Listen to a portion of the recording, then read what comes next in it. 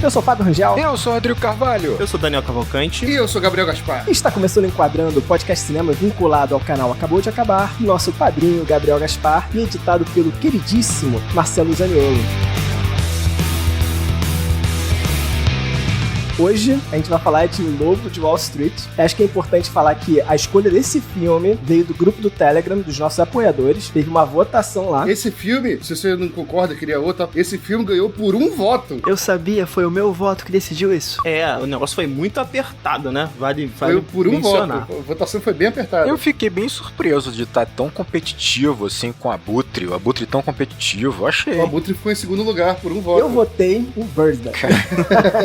Então, a lista era O Lobo de Wall Street, Birdman, Ex Machina e O Abutre. Eu votei em Birdman, eu adoro esse filme, eu queria muito falar sobre ele, fiquei muito triste que quase ninguém votou nele. Eu gosto Essa também. é a beleza da democracia, Fábio. Democracia, Eu né? vou falar que votei não, porque o voto é secreto. Voto é secreto. Nem é lá no Telegram, não dá pra ver? Eu não sei, acho que dá.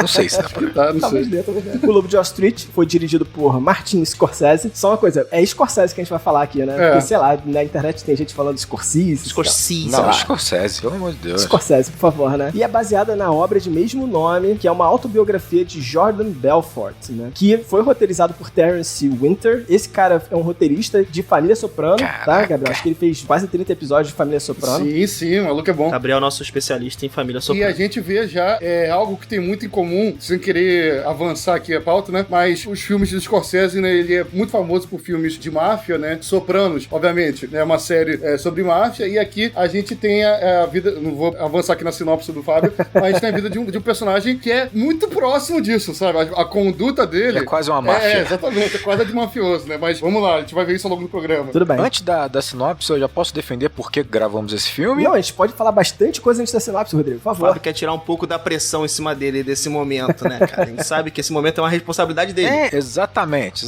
Tá empurrando pra frente, mas tudo bem. Assim, eu fiquei muito feliz que ele ganhou a votação, porque eu acho que, primeiro, a gente tem que falar na nossa primeira temporada de Scorsese, pelo amor de Deus. O maior diretor hoje atuando, assim, é o cara. O maior diretor vivo. Mas eu acho que vai além Lobo de Wall Street. Quando nós falamos de A Vantagem de Ser Invisível, o que eu comentei? Que eu achava que esse filme era muito importante porque não tinha outro filme pra representar melhor os jovens dessa época. Quando falamos de Corra e falamos de Midsommar, falamos de como essa década tá marcada por terror, bons terror, tanto é que a galera vem falando que é um novo terror e tal, mas também vem falando sobre a questão de representatividade. Midsommar tem uma protagonista mulher, Corra tem um protagonista negro, então são filmes muito importantes pra década. Lobo de Wall Street, cara, é o melhor filme pra representar o que é o nosso tempo atual. Tipo assim, simples assim. Não há filme pra você entender o que estamos vivendo hoje na internet, no mundo digital. Não há filme melhor do que o Lobo de Wall Street. Ponto final. Mas, assim, me dá mais contexto. Você fala sobre o mercado financeiro, você fala sobre... Não, eu falo sobre tudo. Eu falo sobre como hoje a internet ela é dominada por influências que não deixam de ser o Jordan Belfort, como essa ideia de você enriquecer com muita velocidade e muita facilidade. É o sonho atual. É o sonho atual. Uhum. Então você tem, assim, pessoas que viraram influencers de 10 milhões de pessoas simplesmente porque mostram a sua rotina rica, a sua rotina em paraísos tropicais, assim, e a gente consome basicamente uma foto do que a gente gostaria de estar fazendo, enxurrada de cursos digitais ensinando você a enriquecer, seja na bolsa, seja você vendendo picolé, meu amigo. Tipo assim, tem curso digital hoje pra qualquer coisa prometendo você enriquecer. É a objetivação máxima do lucro, né? Lucro. A nossa sociedade, caraca, precisa enriquecer rápido. Uhum. Crianças e adolescentes têm uma pressão por fazer isso. Além de fazer isso, é fazer isso num curto espaço de tempo, cara. Você precisa ser bem sucedido e ser bem sucedido é ganhar dinheiro, né? No final das contas. Exatamente. Vou dar um exemplo aqui. Como eu ainda estudo bastante bolsa, eu recebo muito vídeo de curso nesse universo, que é terrível. Sim. E eu vou citar um comercial aqui. O cara que se diz trader, ele vem numa carroça com um senhorzinho, o senhorzinho com pangaré, ele vem falando sobre o curso dele, ele desce da carroça, olha pro público, assim, pra tela e fala assim, olha, vocês não podem imaginar que eu precisaria dessa carroça, né? Meu carro não é essa carroça, é esse Porsche. Aí ele entra no Porsche e fala assim, se você quer sair dessa condição, compre meu curso e tenha seu Porsche também. É brincadeira?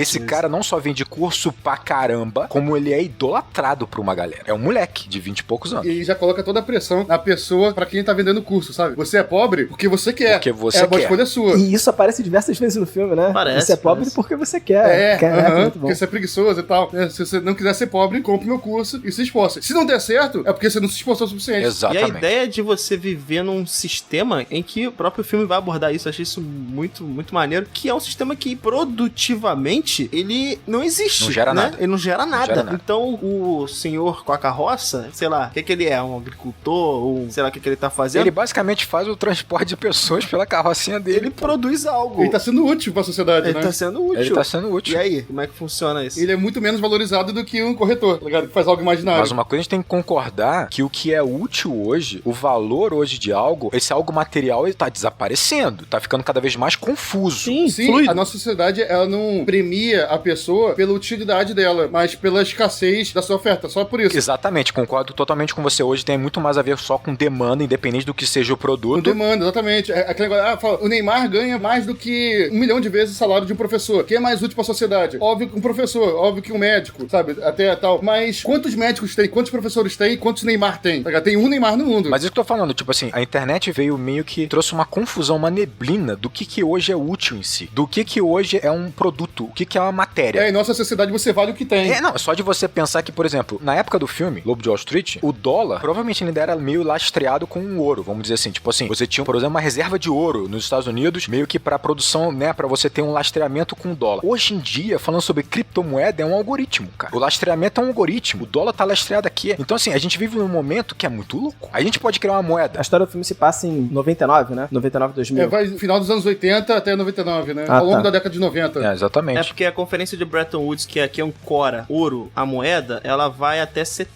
então já era um outro Tudo momento. bem, já não era lastrada a ouro. Mas tudo bem, valeu o exemplo, né? sim. Mas é isso, é um filme perfeito, pra época, perfeito, né? Influenciadores que não tem nada a oferecer, simplesmente sua riqueza, o seu corpo malhado, sua aparência, e a gente consumindo essa ideia de consumir algo digital que seria uma vida que a gente idolatra, que a gente gostaria de ter também. É isso. Bom. Sinopse. Vou puxar a sinopse então, né? Eu tenho muita coisa pra falar também, mas eu Caraca. quero falar ao longo do programa. Vamos deixar para o curso. Tudo bem, Vamos. sem problemas. Vou puxar a sinopse, a gente pode entrar mais nessas discussões. Mas antes da sinopse, eu só queria dar um aviso aí, galera. Cara, se você gosta muito do Enquadrando, por favor, divulga a gente e se puder, apoie nosso projeto. Você pode apoiar via o Apoia-se, né? Então lá no apoia.se/Enquadrando. A gente sabe que não tem sido um momento financeiramente fácil pro brasileiro, né? A gente vai falar de Lobo de Wall Street aqui e... Se você quer aprender sobre cinema de forma rápida, sabe, imediata e garantida, Dirigir um filme em menos de 2 meses. apoia o Enquadrando. Mas é importante falar que a partir de R$3, cara, você já apoia o nosso podcast, já ajuda a gente a continuar e também a expandir o projeto. Então, se puder, por favor. E fazer parte da comunidade mais especial. Foda, o pessoal Brasil. tá marcando já encontro lá, o pessoal tá querendo encontrar o Zaniolo. Incrível. Contra o Zaniolo eu também quero, Faz pô. mais de um ano que eu não vejo o Zaniolo. Vem pro Rio de Janeiro, aparece aqui, vai embora. O Zaniolo vem no Rio e não vem falar com a gente. Fiquei Né? chateado. Vocês só podem estar de sacanagem, cara. Eu realmente não preciso explicar isso aqui no meio do programa, né? Olha só, se tem alguém do nosso programa que flerta com a elite, é Zaniolo. Olha só, se tem o nosso Lobo do Wall Street, é Zaniolo. Zaniolo, cara. Vocês são muito ridículos, cara. Vocês me pagam por isso. Muito bom. Vou citar aqui o nome de alguns apoiadores aqui que fazem parte dessa jornada com a gente, que é o Heitor Greco, Obrigadão. Lucas Freitas, Flávio Rangel e Fernando Carvalho. Esse Flávio Rangel aí é corporativismo aí. hein? Corporativismo, Essa noção né? aí. Nepotismo. Nepotismo. Obrigado, Gabriel. Então vamos lá, sinopse. Jordan Belfort é um ambicioso corretor de Wall Street que construirá um império no mercado financeiro permeado de drogas, prostituição e esquemas ilegais. Gabriel falou muito sobre isso no nosso programa sobre Joker, né, o Coringa, que filmes do Scorsese sempre tem polêmica, porque quando ele fala sobre máfia, ele glorifica, ele romantiza a máfia, a violência. Dizem que ele glorifica. Dizem. E, obviamente, Lobo de Wall Street trouxe mais polêmica ainda, porque ele vai glorificar, romantizar a droga, a prostituição, A tudo. própria corrupção. Depravada, a corrupção, a especulação, tudo isso. Vamos lá, chega ao nível, a romantização dele é tão grande, chega ao nível que você percebe uma cena final que mostra o policial da FBI olhando pro jornal e pensando, poxa, se minha escolha tivesse sido diferente. E não tem aquela preocupação de você pensar, pô, não, eu tô fazendo certo, sabe, eu estou seguindo o O caminho. cara fez a coisa certa.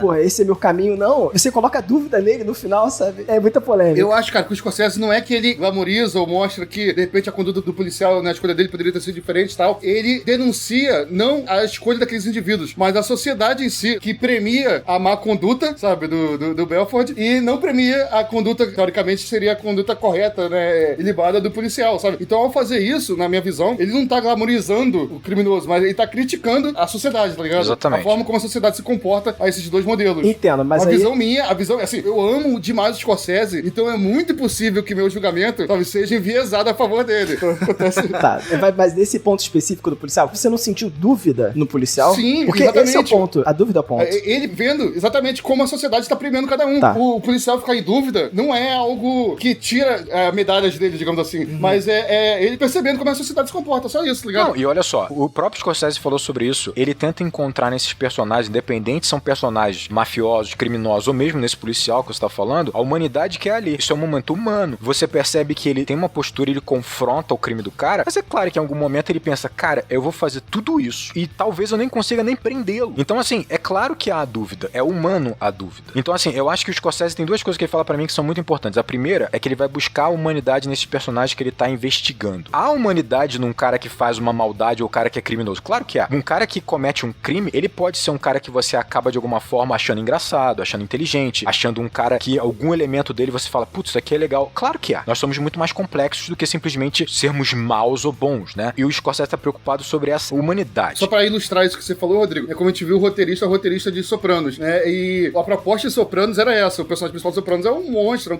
um homicida, um cara que atropela a gente rindo, sabe? Mas a proposta da série, segundo as palavras dos produtores, era trazer um monstro pra sua casa e fazer você gostar dele, simpatizar, querer ir no churrasco com ele. E não por romantizá-lo, mas pra você entender que há um homem ali. Há um homem. E o Scorsese tá muito interessado em entender os motivos que faz com que ele tenha essa conduta e as consequências em cima desse homem, sabe? Porque há um homem ali. A gente pode negar, mas há. Eu vou dar um exemplo, eu vou partir da violência pra gente chegar na parte desse filme aqui que tem mais a ver com drogas e corrupção. O Scorsese fala uma coisa que aí eu concordo totalmente. Ele diz que ele nasceu num bairro muito violento, muito pobre e violento nos Estados Unidos. E ele disse que ele viu a violência de verdade. E eu falo aqui, a gente tava brincando, né, nos nossos bastidores aqui. Eu também vivi durante 18 anos num bairro bastante violento, vi bastante coisa. E a violência, ela é dura, assim. Ela incomoda, ela machuca, ela te transforma, ela te corrompe. Cara, ela te deforma a violência. Então, ele diz uma coisa que eu acho que é perfeito. Se você romantiza, suaviza, deixa soft a violência, você tá desrespeitando quem foi violentado no mundo real. A violência, quando é retratada num filme que você busca a realidade, ela tem que ser real. E violência real machuca, dói, assusta. É isso, choca. Eu acho isso perfeito. Então, assim, na minha cabeça, tem dois tipos de você representar a violência. Uma, é óbvio, é a violência atraente, é o Pink Blood, é você fazer uma violência que é divertida, que é engraçada, que não é pra você chocar, é pra você divertir. E eu acho justo em filmes de ação, 007, Tarantino. Que é essa do filme, né? Eu acho que é essa. Eu não acho do filme, não. Esse filme não. Esse filme eu não. acho que desse filme Eu não. acho que Também é. não acho, não. Eu acho Que que é. isso, não, Eu acho que não. ele romantiza, cara. Ele romantiza demais, mas demais. Não romantiza, Romantiza, Daniel, cara. não romantiza. O filme,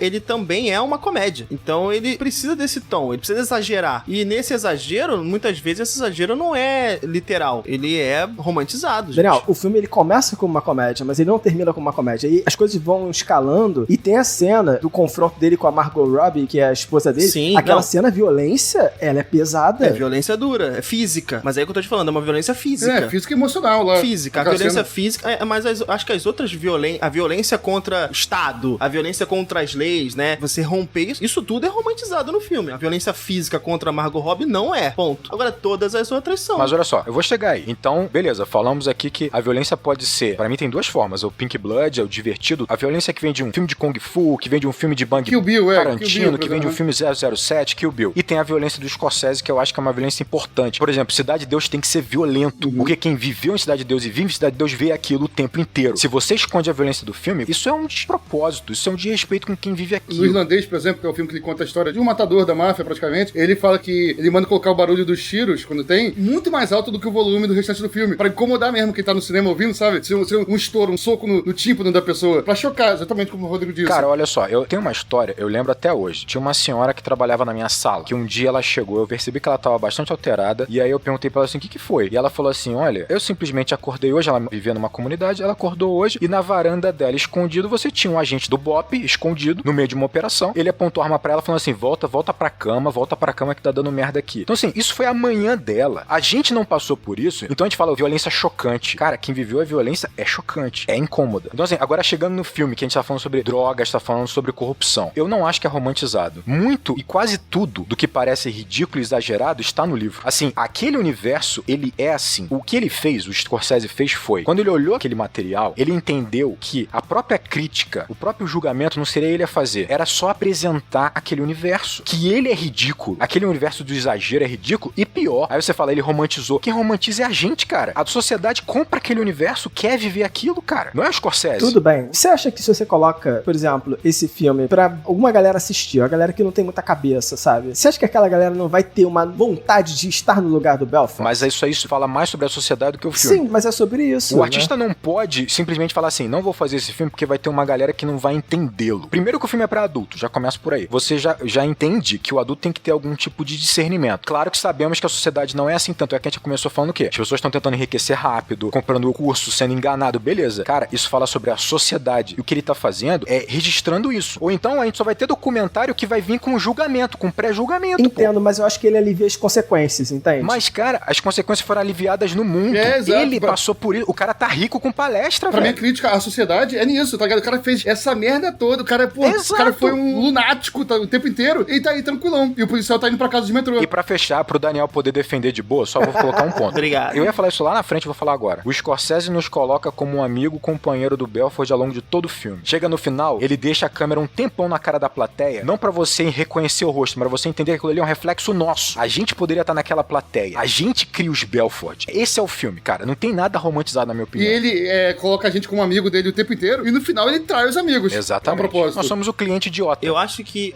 a gente pode estar entendendo romantizar a violência de maneira diferente, tá? Vou citar o próprio Scorsese. Em Touro Indomável, ele trabalha a violência de duas maneiras diferentes. A violência do ringue, ela é plástica, coreografada. A da vida real é bruta, ela é seca, impactante. Eu não acho que em O Lobo de Wall Street, ele tá trabalhando essa violência seca, dura, o tempo todo. Eu acho que ele trabalha muito mais a outra, plástica, cheia de duplas interpretações, estilizada, muito mais vezes do que ele puxa pra realidade. Até porque, baseado-se num livro que é uma biografia, vamos dizer Uma assim, autobiografia, é importante até citar isso, A né? autobiografia. uma autobiografia, é muito natural que o indivíduo ele vai romantizar os momentos em que ele possa ter de desvios ou não, e isso diz muito sobre o personagem, e é óbvio que isso tem que passar para o filme. Então é muito natural que ele romantize o uso de drogas no filme. Ele tem que romantizar isso, porque o próprio personagem fazia isso. Mas cara. eu acho duas coisas. Eu acho uma, primeiro, dizem que a autobiografia do cara ela é muito potente exatamente porque ele foi absolutamente sincero. E ele colocou realmente todo esse ridículo que aconteceu e que ele pouco Mas sofreu. é isso, é ridículo. É isso. Só que, tipo, não tem consequência, sabe? Mas não teve consequência, gente. Isso não é uma história criada por alguém. Mas eu acho que faz parte da crítica do filme ter essa romantização dessa violência. Mas olha só, me apresenta pelo menos uma consequência psicológica dele. Como, Me Fábio? apresenta a relação dele com a mulher, com a filha, como que isso foi destruído. O que eu fico assim, caraca. Fábio, primeiro, não mostra a relação dele com a filha e com a esposa porque ele simplesmente ignorava a esposa e os filhos. O filme deixa isso muito claro. Mas será que em algum momento não pode ter uma retratação sobre isso, sabe? E você falar, caramba, olha só, tudo que você perdeu. Será que o cara teve? Será que o Belfort teve essa retratação? O cara continua vendendo a mesma coisa. Ele continua com a mesma postura. Eu sei, mas é o personagem de um filme, sabe? A impressão que eu tenho também é que ele não perdeu, ele não se arrependeu de nada. Fábio, você tá duvidando que existam pessoas como ele, mas existe. E que vai morrer assim, cara. Não, você não tá entendendo. Eu não tô duvidando, mas eu quero a consequência pro filme ser menos irresponsável nesse aspecto. Cara, mas aí tudo bem. Eu não tô dizendo que vocês estão errados. Eu tô dizendo o seguinte: eu concordo com a visão do Scorsese e eu defendo o que o Gabriel falou. Pra mim, o filme é sobre a sociedade, não é sobre o personagem. Vocês estão muito preocupados sobre o personagem. Eu concordo também. Não tô preocupado. A questão é que a gente falou de violência. E eu acho que a violência nesse filme é estilizada e ela precisa ser para passar a mensagem que o filme precisa passar. É justamente isso. Mas eu não acho nem que é só pra passar a mensagem. Eu acho que essa violência contra o Estado, contra os clientes, contra tudo, contra o sistema, ela é estilizada porque aqueles caras viviam assim, cara. Tipo assim, eles enxergavam assim. Eles não viam as consequências, cara. Eu concordo com você, mas eu acho que também o público que nesse filme, a sociedade que tá sendo retratada, né? Aquele cara que quer ser o Jordan, ele também enxerga essa diferença de violência, cara. Ele enxerga que um soco na mulher é uma violência. É grave. Mas ele não enxerga que passar por cima de uma lei é uma violência. Então o filme precisa trabalhar essa diferença. É isso que eu tô colocando. Mas aí, olha só, você tá querendo dizer o seguinte: você tá querendo pegar aqui um diretor, pegue uma história como ela foi, e eu vou colocar o meu julgamento ali porque é o certo. E eu não tô querendo dizer nada. Eu adoro o filme como ele é. Não tô criticando, não. Mas eu acho que ele precisa romantizar essa violência porque a nossa sociedade romantiza também essa violência. É isso. Bom. Ah, tá. Mas é que você colocou de um jeito que parecia que o filme era irresponsável.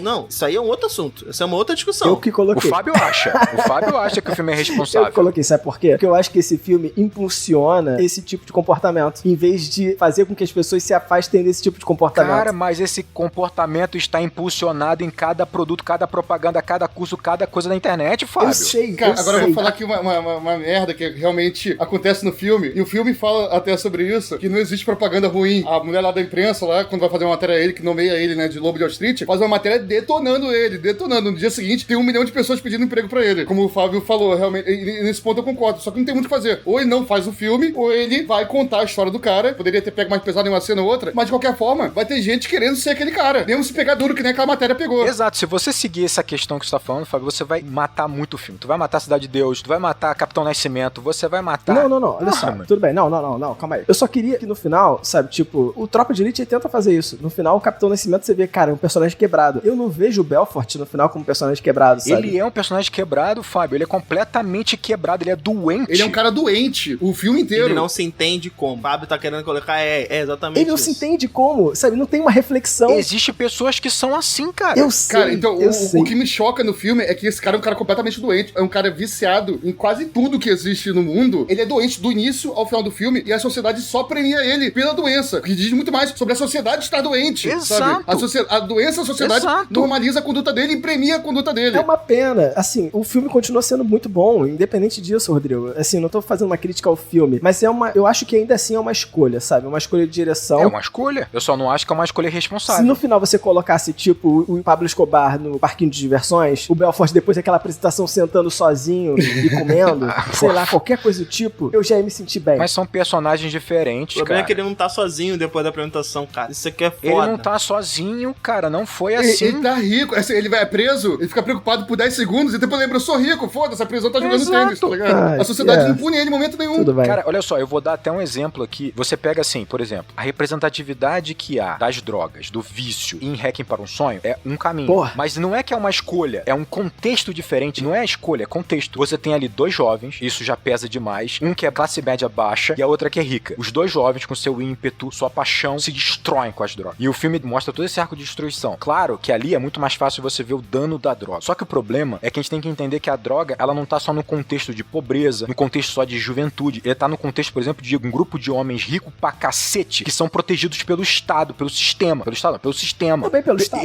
Então, assim, infelizmente, o cara que é viciado em cocaína, crack, seja o que for, e ele tem muita grana, ele se protege mais, ele tem menos consequências. Isso faz parte da sociedade. Aí tu não quer isso retratado no cinema, Não, pô? eu entendo. Não rola, que cara. seja retratado, sabe? E você vai ter imbecil que vai morrer achando que, tipo assim, cara, o único erro ali foi eu não ter feito aquela malandragem lá que me tiraria do O bagulho. único erro foi ter sido pego. É. É isso. E no final é sobre isso, né? Você joga um jogo do capitalismo, o lance do jogo vale tudo, contanto que você não seja preso ou morto. É isso, sabe? E às vezes até ser preso é tranquilo, como foi o caso aí do cara. Exatamente, porque às vezes é. Ó, o Gabriel falou uma parada que pra mim é muito importante. Esse cara é doente desde o início. É claro que o arco dele ele começa mais suave. O filme faz questão de mostrar isso. O quanto no início, por exemplo, ele ouve a esposa fala assim, cara, a primeira esposa, pô, tenta isso aqui. Ele tá numa mesa de jantar simples, num lugar simples, ele ouve a esposa. E ele vai terminar o arco do filme dando um soco na segunda esposa. Ele tem um arco de degradação. Só que o que é interessante, se você prestar atenção, aí que vê que nossos valores que estão errados, ele é tão doente, o Scorsese faz questão de não colocar ele curtindo e aproveitando nada, cara. Ele não tem um momento com a esposa, um momento com os filhos, um momento na viagem, um momento com nada. Se ele tá numa viagem é porque ele tá num esquema. Se ele tá com os amigos é porque ele tá querendo convencê-los pra que entrar na empresa. Se ele tá no escritório é euforia, loucura total, é droga total. Ele nunca está aproveitando. É uma loucura. E o exemplo perfeito disso é tipo assim, como o Scorsese é inteligente nesse aspecto, ele coloca a Margot Robbie, coloca ela nua. Então assim, podia ser até desnecessário essa cena, eu não acho desnecessário, porque naquele momento que ele tá esperando ela chegar, ele tá na sala, ele tá ávido por conquistá-la. Por quê? Porque ela é o topo da pirâmide. Ela é a mulher mais linda de todas, ela é moderna, ela é tipo uma baronesa da vida, é da elite. Ele apelida ela de duquesa até, né? Duquesa.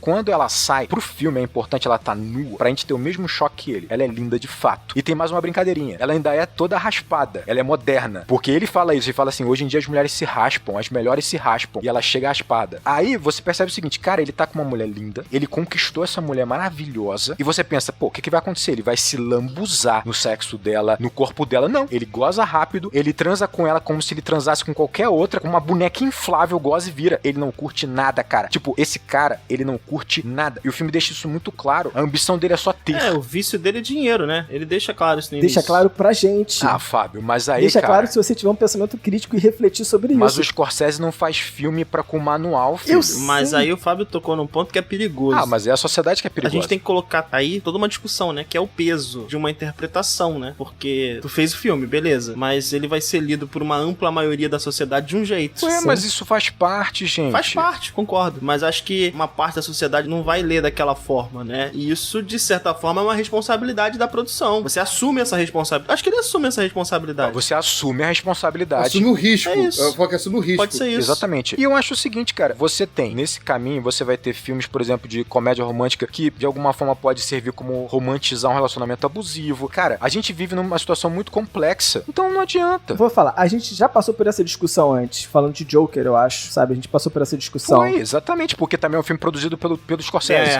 Tá no contexto, tá no contexto. Tá no problema É dele. para isso que você vai ter, por exemplo, a importância dos críticos dos críticos cinematográficos, a importância, talvez, da galera que faz uma resenha, a importância de uma conversa como essa. Eu acho que o filme, ele sai pra sociedade, a sociedade também tem que aprender a lidar com isso, cara. Tipo, não faz sentido a gente limitar essa oferta, esses produtos, essa arte, porque metade da população não vai entender. Eu entendo, Rodrigo. Eu entendo o seu ponto de Vou vista. falar uma coisa que realmente eu vejo como, não é um problema do filme, mas é uma dificuldade que o filme passa, um risco, né, como a gente falou, que o filme tenha mais, que é o fato de contar a história de um cara que é um excepcional vendedor, sabe? O cara vende muito bem as suas ideias. O Leonardo DiCaprio tá com uma atuação monstra aí nesse filme, e ele vende esses sonhos o tempo inteiro. Ele tem discursos incríveis como vendedor, sabe? Vendendo. E como ele é um ótimo vendedor, e o DiCaprio tá um ótimo ator nesse filme... Não, o DiCaprio tá um monstruoso. A gente vai falar mais, um monstro, exatamente, acaba correndo esse risco aí da gente comprar o que ele tá vendendo, entendeu? Esse é um perigo que o filme tem. Sim, sabe? sim. Mas assim, mas é a história do cara, realmente não tem como fazer algo diferente, sabe? Colocar um puta vendedor vendendo as baboseiras dele pra gente. É o que eu tô te falando. O cara faz uma autobiografia, ele tá vendendo ele o tempo inteiro. E você compra, cara. O próprio livro dele, exatamente, a própria autobiografia, é isso vendendo. Vou colocar todos os meus defeitos aqui, porque isso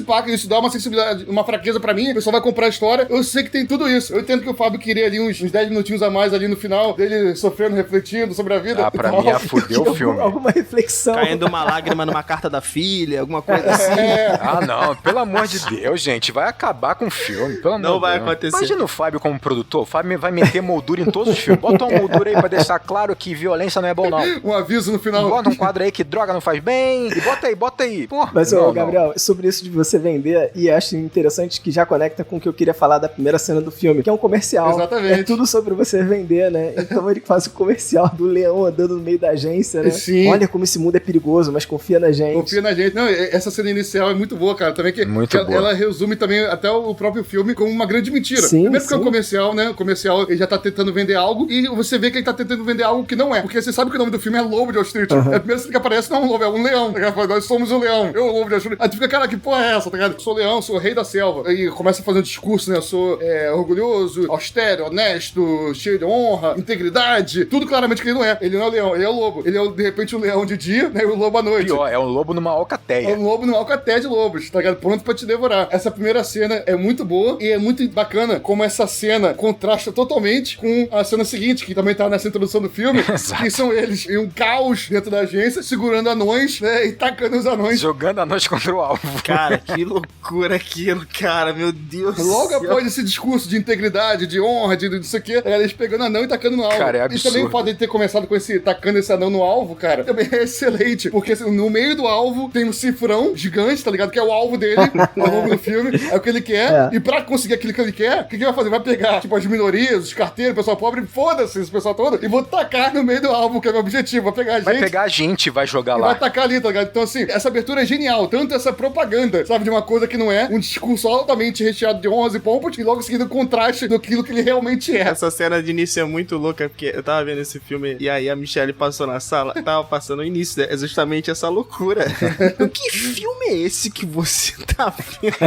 Caraca. Ai, cara, muito bom. E duas coisas interessantes. Uma, que você percebe que nenhum cliente tem rosto. Nenhum cliente tem rosto, é só voz. Porque é isso, pra eles o cliente é só uma voz, é só alguém pra se enrolar, alguém pra jogar no alvo. Então o cliente não vai ser humanizado de forma nenhuma porque eles não humanizam. E isso serve pra várias outras questões, como o Gabriel falou, todas as minorias. Os negros são os funcionários, as mulheres são retratadas da pior forma possível porque esse universo É nojento, né, retrata essas pessoas assim. E o engraçado, a gente tá falando dessa cena caótica, aí você vai pensar que essa cena, ela foi parcialmente improvisada, cara. Ah, é? Caralho, sabia disso. Olha lá, informação. O Scorsese é muito louco, cara. Ele trabalha muito com improviso. Muito do filme é improvisado, cara. Como assim? Tipo, tava passando um anão ali? Como assim foi improvisado?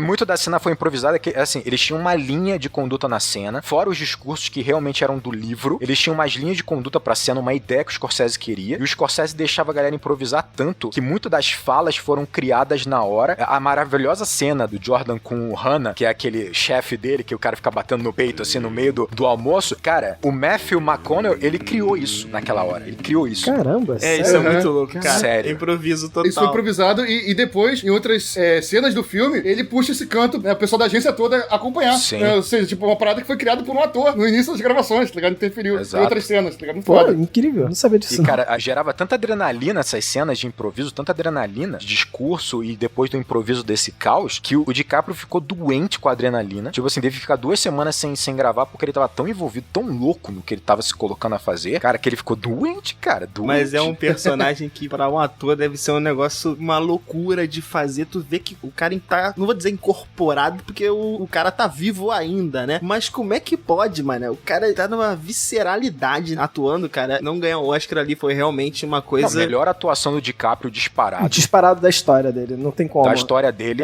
disparado. É assustador ele não ter ganho o Oscar por esse filme. A escalada de loucura, ele pegar o microfone e botar na boca e... Botar na boca, bater na cabeça com o microfone. Bate na cabeça. Cara, então, exato. Eu queria falar sobre isso, cara, porque começa que esse filme ele é baseado nessa atuação do DiCaprio. É uma coisa impressionante. Não, eu gosto muito da atuação do Jonah Hill também. O Donnie é incrível. Não, é absurdo. Um dos meus filmes favoritos dos Scorsese é Bons Companheiros, tá ligado? Mas tem uma distância entre um Ray Liotta e o DiCaprio em nível de atuação, sacou? Um filme desse, tipo um Bons Companheiros, na mão de Leonardo DiCaprio protagonizando, tá ligado? Porra, é outra parada, é o Lobo de Wall Street que a gente viu. Mas, assim, a gente sempre comenta que um ator, ele traz uma certa bagagem pro personagem, só que, quando você vê o DiCaprio na primeira cena, você joga isso fora, porque aquele personagem, ele tá num outro nível. É algo que você fala, cara, eu não tô reconhecendo o ator. Exato. E até porque ele tem 2 linhas de atuação no mesmo filme, né, cara? Ele tem o antes e o depois, cara. E esses tons são muito diferentes. E na sutileza, né? E a primeira cena já é com depois, que é ele arremessando o anão, né? Então, não é muito sutil nessa parte, mas já é doido o suficiente pra você não reconhecer mais ele. Engraçado, eu gosto muito do Jonah Hill, eu queria até comparar os dois, porque o Jonah Hill também tá numa atuação, porra, que você também trabalha o personagem dele e você fica, caramba, ele passa muita verdade, mas ele me lembra muito o personagem do Superbad. Eu não acho tanto não, cara. Também não acho tanto não. Então, mas da forma de falar, sabe, uma coisa atravessada em cima da outra, ele tem alguns maneirismos que é do ator, Exatamente. E aí, isso me distancia um pouquinho da atuação dele. Não tô dizendo que ele é ruim em função disso, mas é que quando você compara os dois, você fala, cara, o DiCaprio tá num outro nível. Ele tá fazendo algo que eu nunca vi. Não, o DiCaprio, ele tá completamente transformado. Só pra aproveitar, Rodrigo, rapidinho, tem uma informação aí com relação... Informação, tá, vinhetinha aí, Marcelo. Eu sou Daniel Cavalcante. Eu sou informação. O Jonah Hill, cara, tava tão interessado em participar do filme, da produção com o Scorsese, que o salário dele foi o menor possível aceito, né? Foi $60 mil. Ele ganhou muito menos do que o DiCaprio. O DiCaprio ganhou $25 milhões pra fazer o filme. O DiCaprio era produtor também. É, ele comprou os direitos e tem uma treta aí com relação aos direitos também, né? O próprio Jordan, Jordan Real de verdade, ele processa a empresa que lançou a autobiografia dele, né? A editora, falou que não tinha direito de vender o direito dos livros, é uma loucura. Não, e teve assim, DiCaprio quando viu o livro ficou interessado em fazer instantaneamente, só que o Brad Pitt também ficou interessado em fazer, houve uma disputa entre os dois, quem conseguiu foi o DiCaprio, e eu acho, cara, a gente tava falando sobre a atuação dele, e por que é triste ele não ter ganhado o Oscar ali, acaba que o Oscar vai compensá-lo depois, né? Numa compensação bizarra. Isso é meio zoado, né, cara? Vamos combinar aqui que... É horrível, mas assim, o cara, ele fez um papel que ele pôs a reputação dele em jogo, cara. Tipo, a atuação dele ali é um personagem que passa por situações tão ridículas, e ele passou por todas. Ele se jogou da escada, ele fez tudo aquilo. É uma entrega física, psicológica, tudo. E a reputação tá em jogo. Normalmente os atores de Hollywood, eles se protegem muito com os papéis que eles escolhem, os agentes conduzem a carreira, e ele, cara, se arriscou muito. É claro, ele se arriscou com um diretor incrível que é o Scorsese. Ele não se arriscaria com qualquer diretor. Ele fez questão que fosse o Scorsese. Só que, cara, ele se arriscou demais. Ele tinha que ter ganhado o Oscar. Ele que convidou o Scorsese pro projeto? Exato, exato. O que um contato não faz, né, mano? Porra, um network. Eu não vou falar que mandou um zap pro Scorsese. Provavelmente o Scorsese é do tipo que não tem nem celular, tem um telefone fixo em casa. Ele ligou, Ele foi lá pessoalmente. tomou um chá e propôs. E digo uma coisa aqui, pra mim, esse é o melhor filme do Scorsese dos anos 2000. Pra mim. Tem a Ilha do Medo. É muito bom, mas não tem como. Lobo de Wall Street, cara, tá no panteão dele, cara. É um filme, assim. Ilha do Medo é muito incrível, assim, mas Lobo de Wall Street não dá. E aí eu vejo a galera reclamando. Mais um filme do Scorsese com o DiCaprio. Eles fazem vários filmes juntos. Cara, isso é uma benção. Tipo assim... Agradeçam por isso acontecer. É um puta diretor com um ator incrível, cara. Eu quero mais é deles. Pô, caraca, meu irmão.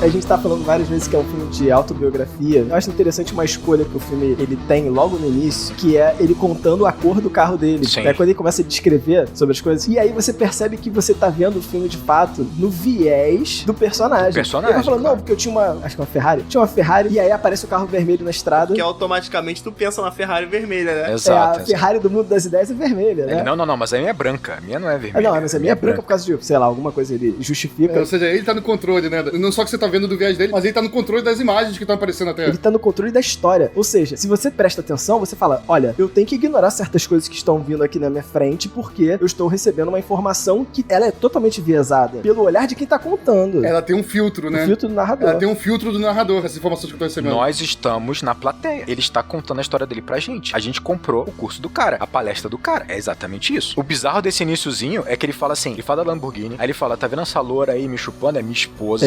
Aí fica o filme mostrando o quanto ela é linda. Depois ele fala sobre tudo que ele tem, o iate, não sei o que ela. E quando ele fala do filho, ele fala assim, eu tenho 2 filhos perfeitos. Tipo assim, acabou. Tem um que eu acho que a gente nem vê no filme, com o filho dele. Nem vê no filme. Nem vê. Pra ele é insignificante. Falando um pouco mais sobre essa narração, né, que a gente tá comentando, um elemento da narração que ajuda a tornar o filme extremamente confuso, de forma intencional, né, pra dar esse aspecto da loucura que é a vida dele, cara, é que a narração, ela às vezes oscila em 2 formatos. Tem vezes que ele tem controle total do tempo, vai pra frente, vai pro passado, mostra tal coisa que tá acontecendo, e tem vezes que a narração tá narrando o pensamento dele, com ele em dúvida ainda. A narração não é ele falando pra gente. É um pensamento, é como se a gente tivesse entrado no pensamento. A narração é o pensamento dele em off, em momentos que ele não sabe ainda o que vai acontecer. Ele descobrindo o que vai acontecer junto com a gente, sabe? Será que ela tá dando em cima de mim agora, a tia dela? Ou não tá? Não sei, tô confuso. Alterna entre esses 2 estilos de narração, do narrador onisciente e do narrador que tá descobrindo a história junto com a gente. Isso torna a história mais confusa pra gente que tá assistindo. Essa confusão é intencional, né? Pra gente entrar nesse redamoinho louco que é a vida dele. Eu lembro da primeira vez que eu vi o filme, vivenciar exatamente isso. Falar que aquilo, pra onde essa história tá me levando, cara? Eu não sei onde é que isso vai parar, meu irmão. Aí o Daniel, eu não sei qual é o limite dessa situação, porque começou com um anão, irmão, sendo jogado num alvo. O limite que você falou também, Daniel, cara, isso é muito bom, porque o filme, logo depois dessa cena do anão e tal, começa uma das primeiras cenas, assim, nos primeiros, sei lá, 2, 3 minutos do filme, é ele utilizando uma droga no ânus de uma mulher. Cara, começa assim. Começa assim, choque máximo. Começa assim, a apresentação dele é assim, pra mostrar assim, não tem limite. A parada não tem limite. Que aí logo em sequência, quando ele vai conhecer a pessoa que vai ser o mentor dele, o Matt McConaughey e tal, que vai dar umas dicas pra ele totalmente bizarras, aquelas dicas, depois que a gente viu o limite dele, tacando anão e fazendo aquilo ali à noite, você vê que as dicas loucas do Matt McConaughey parecem quase conservadoras. Parecem bem... Conservador é muito bom. Cara, e a genialidade do filme tá aí. A gente, quando fala sobre um filme biográfico, existem 2 tipos de filme. O que acerta e o que erra. Essa que é a verdade.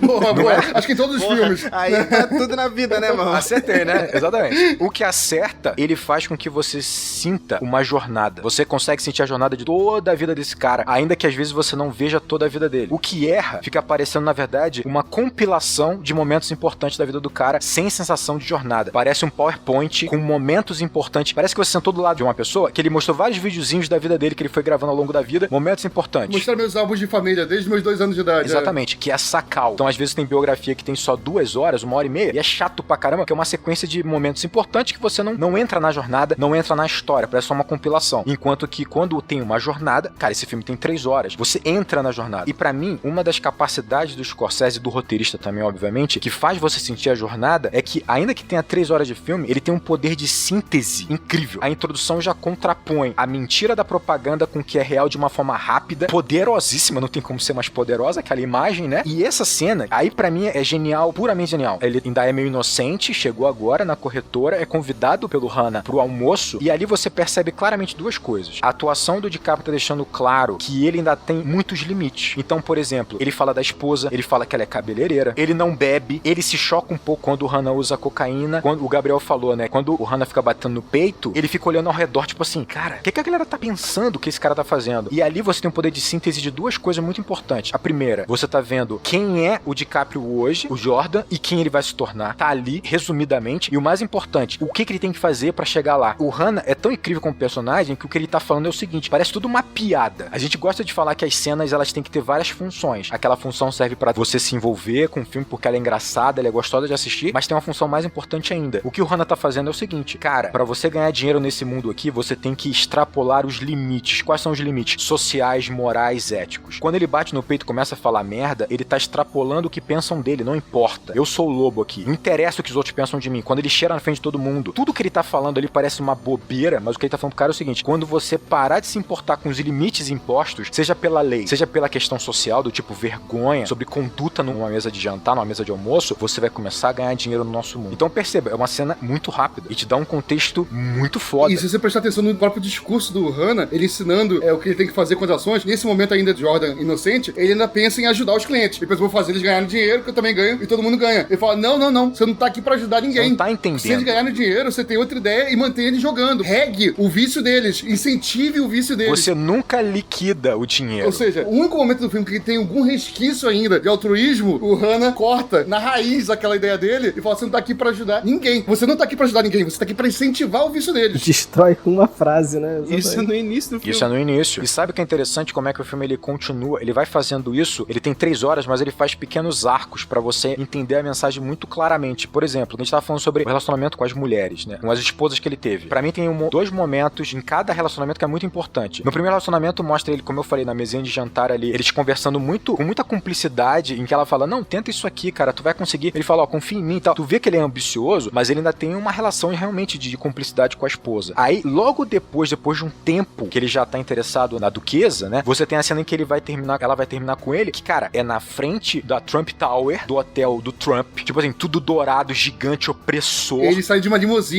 limusine. Ela tá vestida muito casualmente simples, ele tá de terno, ela é engolida. Ela não é daquele mundo, ele é. Ele é o hotel pra ela. Ele é gigante, opressor, dourado, saca? Tipo assim, é rápido e muito bem resumido. Por exemplo, olha como é que ele trabalha bem. E o Scorsese brinca com a gente. O Jordan é acordado pela esposa, a Naomi, jogando água nele, dando uns porrão nele, dando uns tapas nele, falando assim, você falou o nome de mulher. Que mulher é essa? Que não sei o que lá. Essa cena é construída totalmente com humor. Totalmente com humor. É uma esquete de humor. Uma esquete de humor, em que você tem ali um personagem que todo mundo adora, que é o cafajeste com lábia. É o cara que, tipo, não relaxa não. Que mulher o que e tal. Todo mundo gosta desse personagem. Cara, a gente tem desde Dona Flor e seus 2 maridos, que é o Vadim. Todas as novelas têm esse personagem, que é o cara galanteador, bonito, cheio de lábia. É o Mandrake, o vulgo Mandrake. Tipo assim, né? E ela tá ali meio que bate ou não bate, meio que não sei o que lá. Você acha engraçado, você se envolve, você ri. Cara, passam-se, sei lá, 15, 20 minutos. É a cena que ele tá loucão e dá um socão no estômago dela. O Scorsese tá deixando muito claro o seguinte. Você tá vendo esse cara aqui engraçado, cheio de lábia, rindo pra caramba? Gostou dele? O cara real é esse aqui, que tá loucão de pó e deu um soco no estômago da esposa dele e quase acidentou a filha no carro, querendo fugir com ela sequestrada. O Scorsese, ele cria esses arcos o tempo inteiro. É o que eu falei, ele sabe ser sucinto, passar toda a mensagem. É a cena do aquário, velho. A cena do aquário, cara. Você entende tudo na cena do aquário. Do aquário que o Jonah Hill come o peixinho. Do carinha que, tipo, eles estão no escritório que só tem lobo, e aí ele vira pro maluco e fala assim, o que esse cara tá fazendo no escritório? Aí tá um cara nerdzinho limpando o aquáriozinho com um peixinho dourado. Caralho, que loucura. Aí chega o Jonah Hill, né? O Donnie e fala, que porra é essa aí? Qual é essa? Tô limpando o quê, Não, meu cara, filho? ele não chega assim. Isso aqui é o melhor de tudo, cara. Ele chega fumando cigarro. Ei, o que tu tá fazendo aí, cara? Ele, não, eu tô limpando a parada aqui. Eu já acabei minha meta aqui e tal. Acabei minha meta. Ele, tá. Ele sai, cara. Daqui a pouco ele tá louco, cara. E tu sabe que o Jonah Hill, ele queria comer o peixe de verdade, né? Na cena, né? Sério? Cara, o Scorsese, ele é muito louco, cara. Porque ele consegue fazer com que os atores mergulhem na parada de um jeito que é inacreditável. O cara queria engolir o peixe de Cara, verdade. tu não ia querer fazer eu pelo Scorsese, no filme do Scorsese? Só que... Na frente do Scorsese ali, te filmando. Só que tem aí uma questão toda associada a direito dos animais nas produções. Então não dá pra tu comer o peixe. Maus tratos de animais. Reclamaram muito também da questão do macaco que eles usam em cena. Isso, o macaco também. Caramba. O macaco foi alugado, perdão, oh, meu Deus. O macaco foi contratado de um local que tem maus tratos com animais histórico aí. Caraca. Então houve toda uma questão. Pô, não devia ter alugado macaco de novo, não, meu Deus. Contratado macaco De novo. Vocês entenderam? Caraca, Daniel. Cara, mas ó, essa cena a gente tá rindo aqui do peixe, ela serve pra isso, pra você achar graça, você continuar se envolvendo com a história, mas ela tem uma função muito importante, que é você entender o seguinte, aquele moleque, primeiro, não passou por um processo de entrevista, de avaliação de currículo, eles nem sabem por que ele tá lá. Agora, eles contratam e testam o cara, porque naquele lugar tem que ter lobo. É assim que o DiCaprio trabalha, é assim que o Jordan trabalha. Ele faz com que todo mundo seja como ele, pra que não só você lucre muito mais, porque você simplesmente respeita esses limites, mas também pra que você aceite os absurdos que ele mesmo vai fazer. Então, um cara como aquele que ele fala, eu terminei já rapidão aqui o que eu tinha pra fazer, ele pode ser competente, mas não é lobo. Não. Ele não é viciado. Isso é uma coisa que é escancarada no filme o tempo inteiro, que a comparação do dinheiro com droga.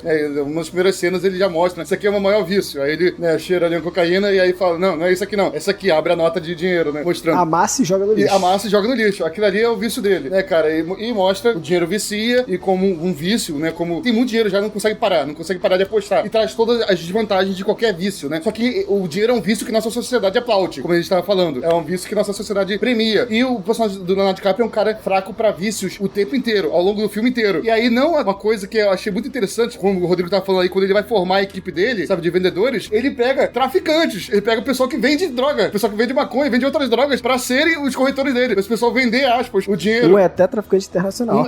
O lucro fácil. Mecânico e vende maconha. Esse aqui não sei o que e vende maconha. Todo mundo da equipe dele, cara, vende maconha. Todo mundo da equipe dele tem essa sede por vender drogas e é viciado também por dinheiro. E naturalmente já extrapolou os limites de lei, de E tudo. já extrapolou os limites da lei. Exato. E aí quando ele vê um cara ali limpando o aquáriozinho, cumpriu a meta dele, agora parei, tô tranquilo, tô equilibrado, esse cara não tá viciado. Esse cara não tá aqui pra empurrar vício, influenciar vício de ninguém. Esse cara não faz parte da equipe da Alcateia. Ele não é O lobo. Rodrigo tava falando desses arcos, né? Tem basicamente aí pro final do filme a ideia dele se entregar, né? Dar os nomes, entregar, sair da empresa. E nessa parte do filme eu fiquei, ele vai encerrar o ciclo, essa é a jornada dele, né? Ele vai entregar aí a empresa. E aí tem uma parte que ele chama uma funcionária, né? Ele fala, quando a fulana chegou aqui, conta você. Aí a mulher fala, eu cheguei aqui precisando de adiantamento, 5 mil pra pagar a escola do meu filho. E o que eu fiz? Ele pergunta pra ela, eu te dei 25 mil, falei pra tu, né? Ou seja, o cara tem um poder de lábia tão grande, cara, que basicamente o que ele fez? Ele emprestou dinheiro pra funcionária dele, ele deu 25 conto pra funcionária dele, ele foi o AJ da funcionária e a funcionária tá apaixonada. Ela fala, eu te amo, Jordan, né? Porque ele tem esse poder de cativar. E aí eu pensei, ele tá ali voltando com um traço de humanidade, né? Mas no final dos contos ele, não vou largar, não vou entregar essa porra, eu sou o tubarão aqui, aí começa aquela... Não, mas isso que você acabou de falar é um arco de fato. É, exatamente. O Scorsese, ele mostra, vamos dizer assim, um chefe maneiro, que confiou nela e acreditou nela e bancou. Esse é o fechamento do segundo arco do filme, na verdade. Só que logo depois você vai perceber que ele entregou a empresa. Voltou de novo. Quando a parada apertou, Claro. ele entregou. Aí é o Belfort de verdade. Esses são os arcos que os Scorsese vão construindo. Posso falar sobre essa cena? Pode, porque eu, sinceramente, Daniel, eu acho essa cena... O pessoal fala da cena do carro e tal, não sei o que, depois a gente pode falar, mas eu acho essa cena, esse discurso, a cena mais incrível do filme. Justamente porque ele faz o discurso de saída dele e no meio do discurso dele, ele se convence de que ele tem que ficar. E é legal porque é como se ele tivesse um alter ego. E o Rodrigo acabou de citar isso. É como se ele tivesse um alter ego. O Belfort, que tá ali na agência tal, negociando tal, é o alter ego do personagem que a gente vê lá no início. E esse alter ego é tão convincente que faz ele mudar de opinião. Convencer ele então, mesmo. pra mim, essa cena, assim, é a mais incrível pra mostrar o poder de convencimento desse cara. Não, esse discurso é o Ele melhor. tá ali como pessoa física e como pessoa jurídica, né? Exatamente. É E verdade. nesse momento a pessoa jurídica convence a pessoa física, né? Convence a pessoa O física. CNPJ e o CPF Estão dialogando com ali. o traste Cara, ali. e na boa, você sentir isso não só pelo texto, mas pela interpretação do DiCaprio é incrível demais. Eu vou falar uma coisa, eu concordo, obviamente ele é viciado em dinheiro, viciado em droga, tudo isso, mas eu acho que ele é viciado em poder. Cara, influência. Sim. Influência. Uhum. E vou dizer isso por quê? Mais do que dinheiro. Tem um outro arco que é construído baseado nele que eu acho muito interessante, que é o seguinte, ele vai escalonando no ego, nesse poder que ele tem, nessa influência que ele tem, pra chegar em dois momentos, né? Que ele vai extrapolar e vai dar merda, que é quando ele decide, mesmo sabendo que o agente da CIA era um cara mais certo, um cara mais com uma conduta mais correta, ele fala, eu consigo suborná-lo. Ele não conseguiu aceitar que ele não poderia subornar alguém, que ele não conseguiria, como o Fábio falou, vender o peixe dele. Nessa cena, ele perde totalmente a cabeça quando a gente chama ele de homenzinho. Exato.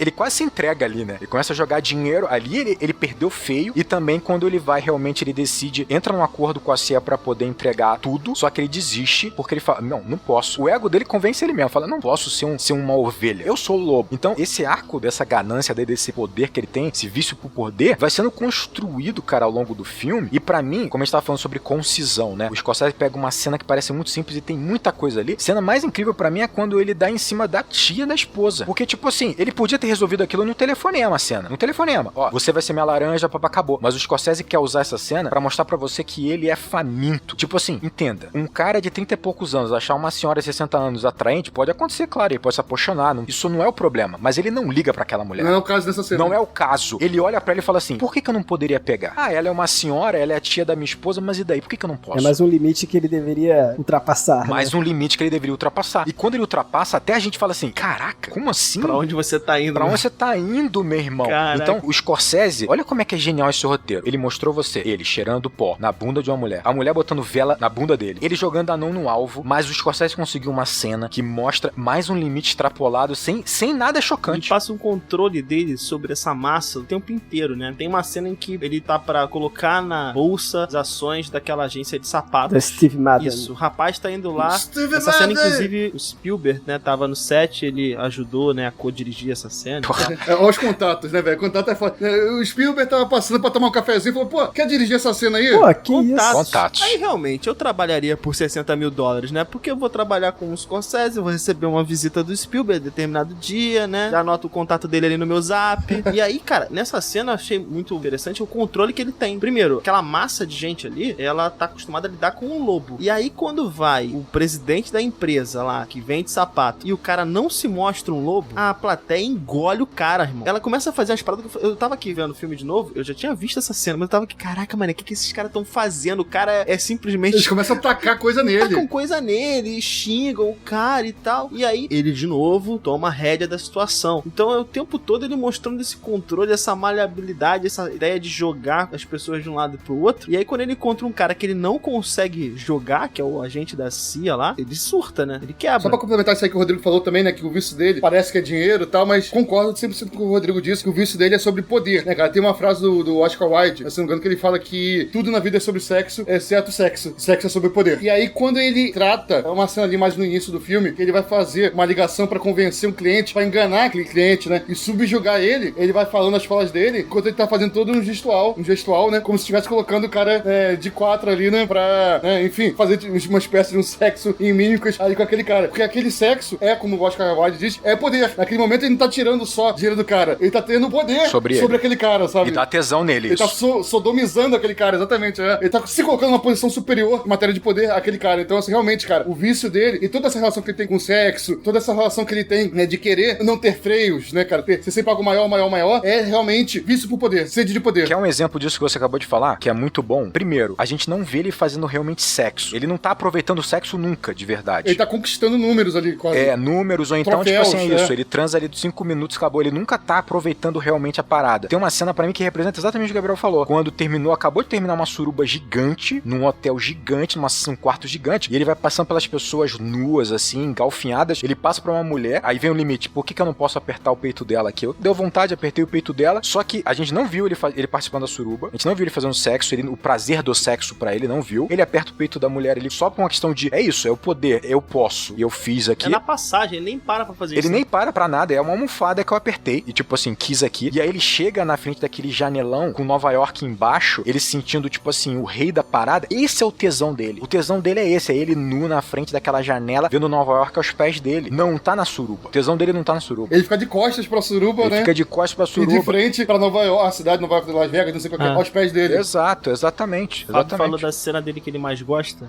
A cena que eu mais gosto desse filme, sem sombra de dúvidas, é o, entre aspas, o sexo entre ele e a Margot Robbie no término do casamento, quando ela tá pedindo o divórcio. Cena dificílima, cara, de fazer, porque ela começa numa vibe e a Margot Robbie, ela, na interpretação dela, passa que ela tá ali porque ela ainda tem uma certa relação, mas é uma relação que muda de amor pra pena no final das contas. Cara, que cena dificílima. Eu achei essa cena do cacete, assim. E que trabalho dela também incrível, realmente, assim. Cara, ela é uma grande atriz. Incrível, cara, incrível ali. Pra mim, essa é a cena desse filme. Ela vai alternando as emoções em relação a ele, né, nessa cena toda. De desprezo, né, pra depois ódio, pra depois pena, né, pra depois voltar pro ódio, né, cara? Você vê tudo isso. Posso até... Cara, eu achei engraçado porque tem uma cena da Margot Robbie que me lembrou uma discussão que a gente teve muito antigamente, falando sobre Primeira Noite de um Homem. Nossa. Cara, é muito antigamente mesmo. Acho que enquadra Leonardo DiCaprio no meio das pernas dela. Não sei se vocês repararam isso. Tem uma cena assim, né? Sim. E, tipo, toda a cena dá a entender que ela tem poder sobre ele naquele momento, assim. Mas não, no final ele tá fingindo todo esse poder e a câmera finge com a gente, filmando ele por debaixo das pernas dela. Caraca. Exatamente. Porque isso, até pelo sexo, ele não é refém do sexo. É muito louco isso, cara. E é uma referência legal, né? Primeira Noite de um Homem. Primeira Noite de um Homem, total. Ótima lembrança.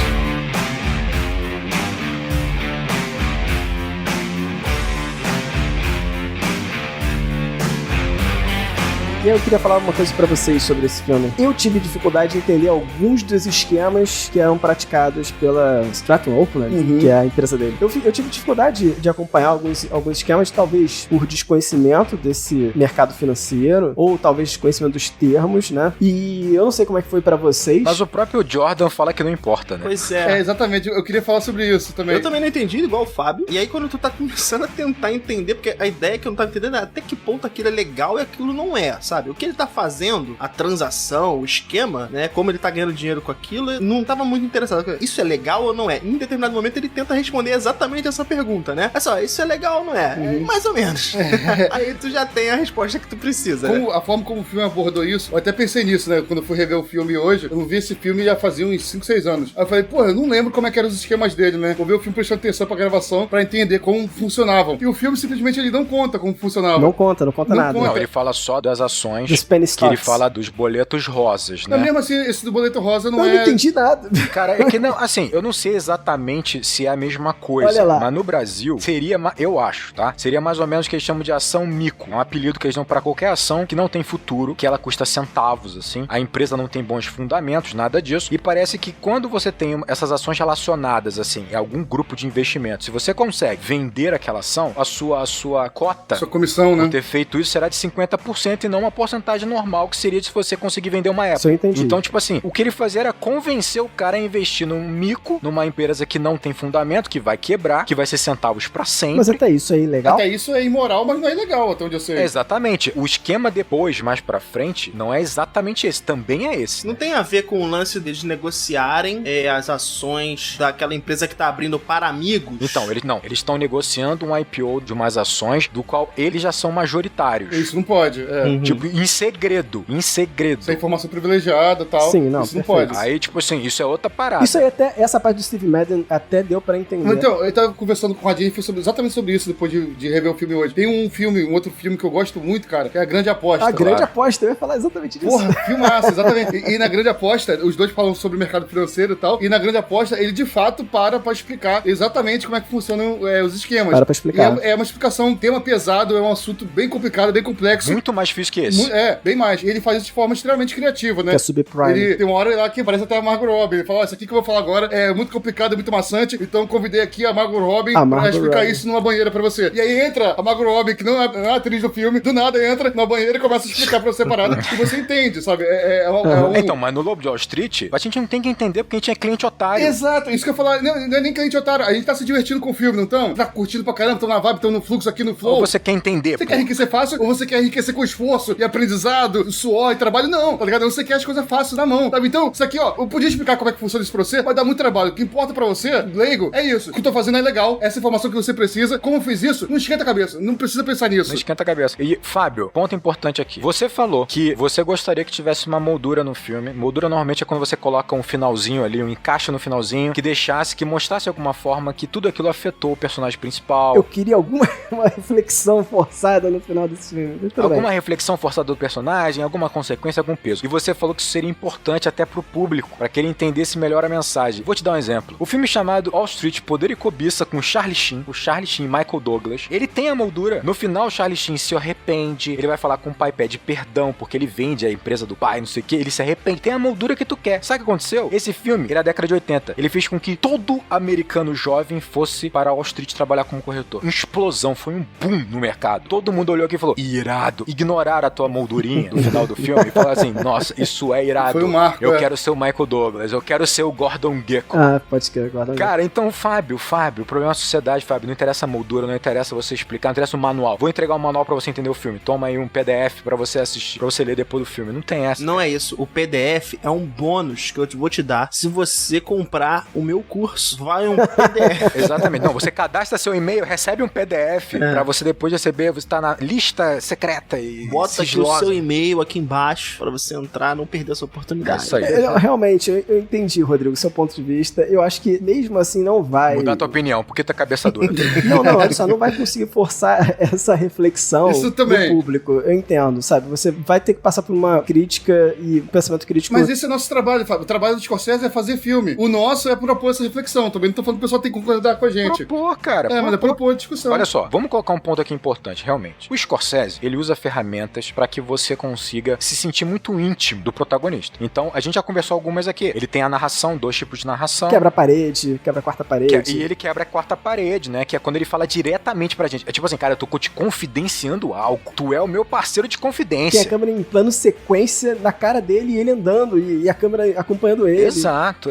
E pra mim tem uma parada assim, que o Scorsese, isso é do Scorsese que eu acho muito maneiro. Eu acho que dos diretores de hoje em dia, talvez, eu vou só talvez porque eu também não sou especialista de nada. Eu acho que ele é o que melhor consegue entender, compreender que a câmera é o olhar do público. Eu acho que ele faz isso como ninguém. Então assim, você vai perceber que ao longo do filme, ele mantém muito tempo do filme a câmera na altura dos olhos das pessoas, né?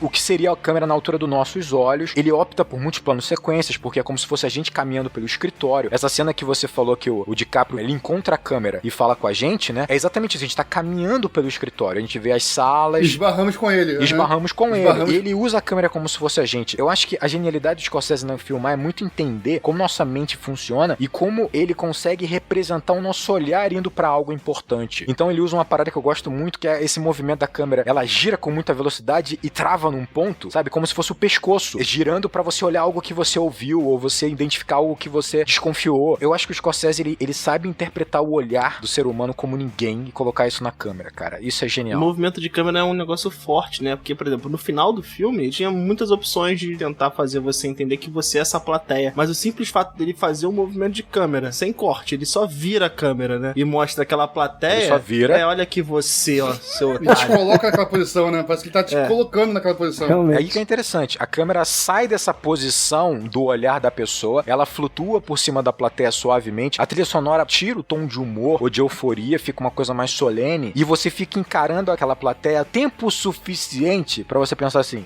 eu acho que ele quer dizer que talvez eu estivesse nessa plateia, se eu tivesse a oportunidade. Acho que isso aqui parece uma plateia de cinema, né? O filme acaba, acende a luz e você vê exatamente a última cena. Exato. Na sala que você tá. E por acaso esse filme que tá passando nesse cinema é do Jordan Belfort, que eu acabei de ver o filme também, e essa galera tá vendo a palestra dele, né? E caraca, eu achei irado, né? E é uma autobiografia, né? Exato. Aí que tá a genialidade do Scorsese, e aí que ele mostra pra você, ele fala o seguinte, olha, essa glamorização toda aqui que eles acham, tipo assim, desse mundo louco, a gente alimenta isso, cara. A sociedade alimenta isso. É nosso sistema econômico, são as propagandas, é o que a gente compra, é nossa pouca responsabilidade como consumidor, nossa pouca responsabilidade como cidadão, sabe? É isso que ele tá apontando, sem julgar. Ele só botou a câmera ali, tu faz teu julgamento. Uma coisa aí, a gente tava sacaneando aqui o Fábio que queria esse momento aí de moldura e tal, mas pra mim isso meio que o filme quase aponta pra uma direção que a gente acha que vai ter esse momento de moldura. Então, um tá falando das suas cenas favoritas, né? Eu vou falar uma que talvez seja uma das minhas favoritas, talvez seja a favorita. O filme, né, é claramente um filme sobre excesso, e até o fato de ter uma quantidade de linguagem cinematográfica, uma quantidade muito grande de tipos diferentes de linguagem cinematográfica, é um excesso também. E às vezes até linguagens redundantes, sabe? Eu normalmente falo assim, né, que no cinema o ideal é mostrar e não falar. Ele faz as duas coisas mesmo, sabe? Ele tá mostrando o negócio e o cara narrando. Isso aqui está acontecendo assim, assim, assim. O filme todo é excessivo e tem essa linguagem excessiva, né, pra corroborar com o tema do filme. Até esse negócio que ele falou de, não vou contar o que tá acontecendo, como é que é a operação. Isso aqui não importa pra você. Então, o importante é que tudo é legal. Isso também é uma linguagem, né, pra fazer a gente querer ter uma diversão fácil, sem precisar pensar muito, como o pessoal quer enriquecer fácil. E aí é tudo comercial. O filme é um grande comercial, né, da vida do Jordan. É autobiográfico, então é ele se vendendo. E aí o filme, como a gente falou, começa com uma propaganda, e aí tem um momento no meio do filme, cara, eu amo demais essa cena, amo demais, que é ele começa a fazer uma propaganda. De TV documental mesmo. Entra um corte de TV, ele fazendo as cenas e tal, ele fazendo uma propaganda, ele como se fosse gravando uma propaganda, né, a gente assistindo, como se fosse uma propaganda feita, a gente tá naquela vibe daquela propaganda, e aí de repente a propaganda é interrompida do nada, pelo pessoal do FBI, prendendo ele no meio da propaganda, falando, ou seja, o Scorsese tá falando pra gente, naquele momento é o seguinte,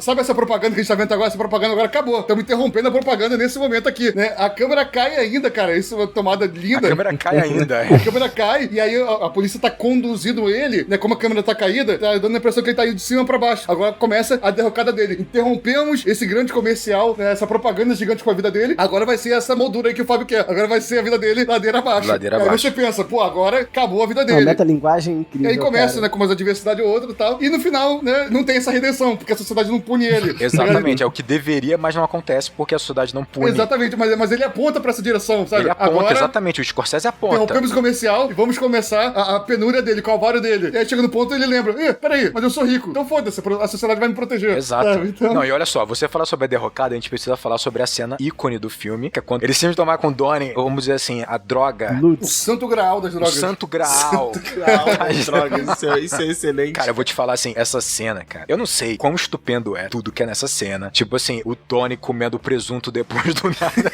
ele pega um presunto, tipo assim, cara, eu vou comer esse presunto. Fábio, é uma comédia, cara, na moral, vê esse filme pelo... Não, é uma comédia. Cara, é uma não, comédia. tem umas linguagens no meio dessa cena. Quando eles tomam a droga, né? Inicialmente a droga não faz efeito. Aí eles começam, vão pra academia, né? O esteiro começa a correr, malhar, né? Pra ver se acelera o metabolismo, sei lá. Enquanto isso, na TV tá passando ali uma sériezinha de um garoto num balão tentando fazer o balão subir, o balão não sobe. Se você, tipo, eles estão querendo ficar alto, mas não consegue, tá? Com aquele balão. E aí no meio da cena, tá ligado? Porra, uma cena de comédia pastelão, tá ligado? O maluco não consegue parar de fazer metáfora. Não consegue, os Scorsese não consegue. Cara, eu de DiCaprio vendo Popeye. Ele fala assim, porra, Popeye. eu tenho... Tá aí. Cara, isso é muito É isso. É isso? É isso. Qual é o meu espinafre? Cocaína! É cocaína. E eu acho maneiro que, tipo assim, ele sobe em cima do Donnie pra tirar o presunto, ele tira o primeiro presunto, mas aí o maluco ainda tá engasgando, e por um momento ele pensa assim, esse maldito merecia morrer. Por um momento, eu tenho certeza, ele pensa assim, esse maldito merecia morrer. Porque ele descobre que o maluco fez uma cagada gigantesca, é muita coisa genial. Cena maneira também. A cena dele negociando com o cara. Caraca. O cara sendo pego pela polícia e ele metendo o pé também, é muito legal. Não, pô, e essa linguagem do Scorsese, tipo assim, ele falando pra gente assim, não, eu acho que eu peguei o carro e consegui chegar razoavelmente bem em casa. Tipo assim, aí a gente fica assim, cara, como é que ele conseguiu chegar bem em casa? Isso é coisa de cinema. A primeira vez que eu vi, eu fiquei, pô, que loucura, isso não é possível. A primeira vez que eu vi, eu não comprei isso aí. Eu falei, isso aí é impossível. Não é possível. Tem uma Lamborghini destruída. Mas tu sabe que eu reparei uma parada nessa cena que eu nunca tinha reparado. E eu assisti esse filme, sei lá, essa foi a 4, 5 vezes que eu já vi esse filme. Acabou de me assustar pela quantidade de horas, né? 3 horas cada vez que eu vi esse filme. Impressionante. Mas, cara, vocês repararam que nessa cena, a escada, ela muda durante a cena? Não. A escada fica gigante. Sim, a escada que ele cai quando ele tá sob efeito da droga. Parece que ele tá caindo muito tempo, que ele tá rolando, escorregando. E a escada é pequenininha no final das A escada é contas. pequenininha, mas aí, tipo, tem um take que, cara... Na cabeça dele é gigante. Na cabeça dele é uma escadaria gigantesca. Eu nunca tinha reparado Eu nisso. até pensei que ela tivesse sido filmada de maneira diferente. É outra escada. O degrau muda, né? O número de degraus muda. Quantidade de degraus aumenta. Aham, E o DiCaprio fez a cena, né? Ele fez a cena. Ele realmente escorregou lá, se jogou lá na parada. Parece que a ideia de abrir a porta com o pé é do próprio DiCaprio. E aí, aquela ideia do Scorsese de roda aí, se vira pra abrir a parada. Como é que o cara faria? Vai né? filmando, vai Não, filmando. mas o filme todo foi construído no improviso pra ter muita naturalidade, cara. Tipo, e ele alcançou, né? Tipo assim, eu acho que não tem discussão como ele alcançou. Estão falando de cena maneira, né? Eu vou colocar uma cena que eu particularmente gostei muito, porque tem a ver com a linguagem do Scorsese. Não cinematográfica, do que ele gosta de colocar nos filmes. O Scorsese tem uma parada que ele fala que eu acho muito interessante, que é o seguinte. Ele adora construir cenas em que a tensão, ela é crescente, porque essa sensação, seja do que for, de paixão, de raiva, de ódio, de medo, tá crescendo dentro dos personagens. E ele fica enrolando pra mostrar o que vai acontecer, e aí ele tem duas opções pro público. Ele pode tanto fazer explodir a cena em raiva ou em paixão, seja no que for, em sentimentos fortes, ou condensar e decepcionar o público que tava esperando a explosão. Por exemplo, Bons Companheiros tem a cena uma das mais famosas, Eu né? sei qual que é, Rodrigo. É a cena que, por muito tempo, ela foi o status no WhatsApp. Funny How. Exatamente, que tipo assim, eles estão no restaurante, são vários mafiosos, estão no restaurante tudo vermelho, luz vermelha, tudo tenso, e na verdade tá ali o Joey Pesci, que ele é tipo assim, o mafioso mais brabo, é o Tommy, o cara explode, ele é raivoso, ele é violento, ele tá só conversando ali, aí ele conta uma piada, aí o Ray Liotta, né, é Henry, né, o nome dele, o Henry Hill, ele dá uma risada e fala, cara, até é muito engraçado. Aí ele, eu sou engraçado? Por que eu sou engraçado? Como assim eu sou engraçado? Tu tá me achando engraçado? E o Scorsese mantém isso tanto tempo, cara, que a tensão vai aumentando, Então eu sou um palhaço pra você? eu sou um palhaço pra você. Tu pensa, cara, na moral, o Tommy vai pegar esse abajur e vai estourar a cabeça do Henry do nada. Tensão aumenta, tensão aumenta, tensão aumenta. O Henry fica assim, não, cara, mas é só que tu é engraçado, tipo, tu é engraçado, tu é maneiro. E, cara, e tu fica na angústia e termina com o Tommy falando que é uma piada. Tipo assim, relaxa, cara, tô zoando. E nesse filme tem um pouco disso. Quando, naquela cena em que o Donnie, ele vai entregar a maleta com o dinheiro pro Brad lá conseguir fazer o transporte, né, no avião, enrolar lá na mulher dele e mandar pra Suíça. E aí ele pega a maleta, vai entregar, aí ele fica. Ele começa a esculachar o cara, humilhar, tipo assim, cara, não é nada. Tu vai levar essa maleta como um favor pra mim, não é? Você não tá fazendo um favor. Tipo, não é isso. E ele começa. Você trabalha pra mim, né? Tu trabalha pra mim. Ele começa a humilhar o cara e não entrega a maleta. E a gente vê a polícia chegando, a gente vê o Brad ficando cada vez mais puto. Só que ele percebe a polícia, ele não pode explodir. Ele quer dar um soco no cara, mas se der um soco no cara, a polícia vai chegar. E começa a ficar tenso, e tenso, e tenso. E o Jonah Jonah Hill, tipo assim, com aquele jeitão dele, né? Cara, tu é um merda, cara. Tipo assim, tu é um otário. Olha só. A cena já começa tensa porque o Brad tá esperando que o Jonah Hill venha drogado, né? E o Jonah Hill sai do carro fingindo que tá drogado. Fingindo que tá drogado, exatamente. Fingindo. Então a gente fica esperando dar merda a cena inteira. Aí parece que não vai dar e dá merda. E aí, tipo assim, o Brad é preso. Quando ele é preso, o Brad só grita. Solta um grito, né? Toda a raiva que ele tá, que ele queria dar um socão no maluco, ele só grita assim, caraca. Então assim, isso é do Scorsese. Ele vai segurando a tensão um tempão. E tu fica esperando, vai explodir, vai explodir, vai explodir, vai explodir. Cara, essa cena é muito boa e muito pelo Jonah Hill, né? Essa cena é do Jonah Hill. E essa cena, eu acho que ela ajuda o Fábio a ter uma imagem do Jonah Hill como Superbad. Quer ver uma outra cena? Superbad. Que é quando ele... Acho que é a primeira cena que aparece a Margot Robbie. DiCaprio tá interagindo com ela. Aí do nada a câmera vira pro Jonah Hill e ele tá se masturbando no meio da festa com uma prótese de plástico, cara. E aquilo é muito louco, cara. Ele mija lá na intimação que eles recebem. É ele que mija. Tem um quê de Superbad esse personagem, realmente. Assim. Na época que o filme lançou, eu lembro que no Twitter falou que Jonah Hill deixou de ser o gordinho engraçado das comédias pra ser o gordinho engraçado dos Scorsese. Ele é muito Mas, ô Gabriel, eu ia até citar isso. Tu se lembra que a gente foi ver esse filme juntos no cinema? Lembro. Tá lá no Cabricabá ainda. Acredito, né, se o Diego não tirou. A gente assistiu esse filme junto no Shopping Tijuca, na época do lançamento de 2013, né? Muito mais magro do que estamos agora. Todos, né? Bem novinho, cara. E gravamos junto, cara. Foi, acho que é o único vídeo que a gente tem junto, gravado junto. Mas você foi no cinema mais uma vez, que eu lembro que tinha uma história, e aí, ó, trazendo aqui a história, eu lembro que tinha uma história de você levando a sua família pra ver. Não, pior. Gostei. Minha mãe é super de boa com isso, assim. Eu veria esse filme com minha mãe tranquilamente no cinema. Com características dela, pessoais dela, tá ligado? E aí, só que, enfim, e aí conheci minha sogra. Na época eu conheci minha sogra, só tinha visto ela 2, 3 vezes na minha vida, tá ligado? Caramba. E aí eu tinha visto o filme com o Fábio já, eu sabia do que se tratava. Você sabia? Nossa, cara. E aí você levou a sua sogra pra ver. Não, eu não conhecia ela tão bem na época. É justamente por isso que você não devia ter levado.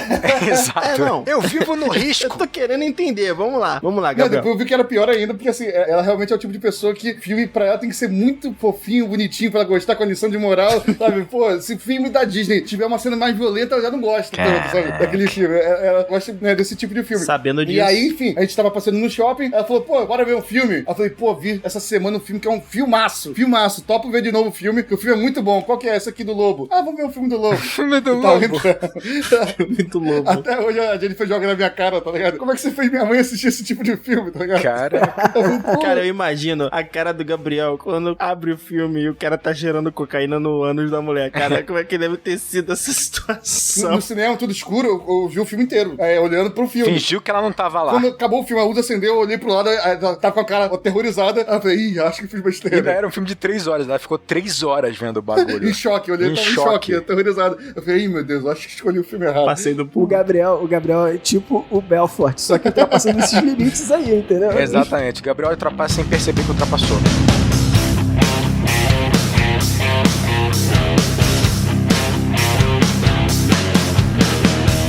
Gabriel, você queria falar sobre criminologia e vai relacionar criminologia com o filme.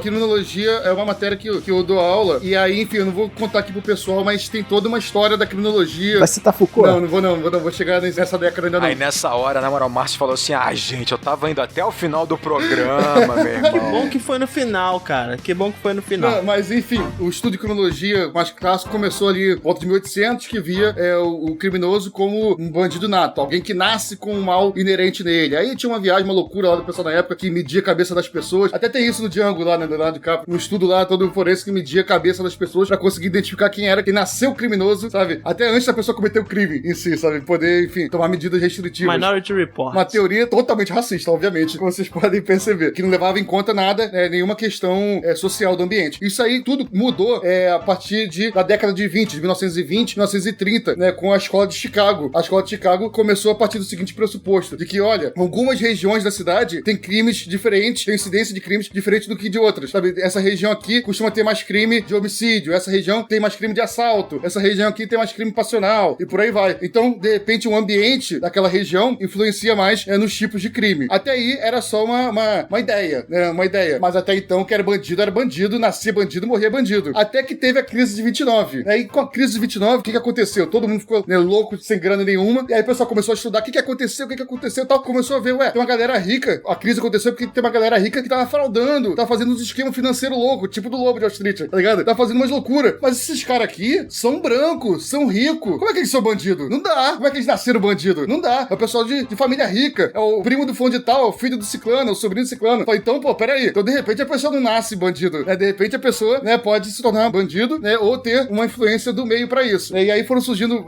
várias teorias da Escola de Chicago, que são essas teorias de local. E aí, duas teorias que eu queria trazer aqui, né, que são mais ou menos dessa época. Essa primeira aqui é justamente dessa dos anos 30, que é a teoria da associação de diferencial, que traz o seguinte conceito, na época novo, né, de que, assim como você aprende a ser carpinteiro, ferreiro, coisa e tal, né, você também aprende a ser bandido ao imitar práticas de outros bandidos. Era o raciocínio deles. Não é algo que nasce com você, não é algo inerente. Você, para fazer um crime, partiu justamente de crimes de colarinho branco, sabe? Você, para fazer um crime um mercado de ações, um crime extremamente complexo como esse, sabe? Você tem que aprender esse ofício com outras pessoas. Seria o diga-me com quem andas e te direi quem és? Quase isso, exatamente. Vai por aí. Você aprende coisas negativas por influência, né, de outras pessoas. E é o que acontece também aqui, de certa forma, no filme, com o personagem do Hanna. O personagem do Matthew McConaughey é justamente esse cara que ensina ele, né, digamos assim, as regras, né, de Wall Street, né? Então, é um pouco dessa aplicação da teoria de associação diferencial surgiu justamente na análise dos crimes de colarinho branco. Isso é uma coisa mais na primeira camada. Aí, a da segunda camada aqui, cara, é a outra teoria, que é a teoria da anomia. Que essa, pra mim, ela tá mais enraigada dentro do filme, sabe? E é uma teoria também que ajuda muito a gente entender sobre a sociedade, que é o seguinte, essa teoria da anomia, ela propõe o seguinte, são várias teorias, beleza? Não tem a teoria certa, a teoria errada, tal, qual que tá certo, qual tá errado, isso não existe, tá bom? Mas eu falo que propõe essa teoria da anomia, que era o seguinte, toda sociedade tem suas metas culturais, beleza? Meta cultural de cada sociedade. Quando a pessoa não atinge a meta cultural daquela sociedade, ela tende a ter um de 5 tipos de comportamentos. No nosso caso aqui, pra quem não percebeu ainda, qual é a meta social? Vocês aqui respondam, se estão prestando atenção aqui na aula. Qual é a meta cultural da nossa sociedade? Ficar rico. Exatamente. Como ele fala, todo mundo quer ganhar dinheiro fácil sem trabalhar. No filme ele fala isso. É a nossa meta cultural. Não é nem só ganhar dinheiro, até acumular. E ter uma barriguinha tanquinho. Você pode comprar isso. Isso você pode comprar se você tiver dinheiro. Mas, enfim, se você não atinge a meta cultural, normalmente você tem uma das 5 condutas, né, segundo essa teoria. A primeira é conformidade. Falar, pô, show, não consegui. Não é pra mim. Vida que segue. Conformidade. A outra é inovação. Você pensar, pô, com as regras que a sociedade me deu, não consegui, vou pensar algo diferente que não foi feito ainda. Ir pro caminho da inovação. A terceira é ir pro caminho do ritualismo. O ritualismo seria você estabelecer outras metas culturais, né, normalmente de caráter espiritual, que vão ser mais importantes pra você do que ganhar dinheiro. Sabe? Tipo, não vou ganhar dinheiro, mas quero ir pro céu. É o que eu fiz. Exatamente. Eu vou levar uma vida espiritualmente elevada. A quarta é da evasão. É você falar o seguinte, não vou viver nessa sociedade. E aí é o que normalmente, né, segundo aqui essa teoria, se enquadra o pessoal, morador de rua, cara que é andarilho, o cara que fala assim... É o que a gente esperava que fosse o Daniel, porque ele é professor de geografia, fez geografia, mas ele acabou lá gostando de Senhor dos Anéis, comprando espada, sei o que, entrou no esquema.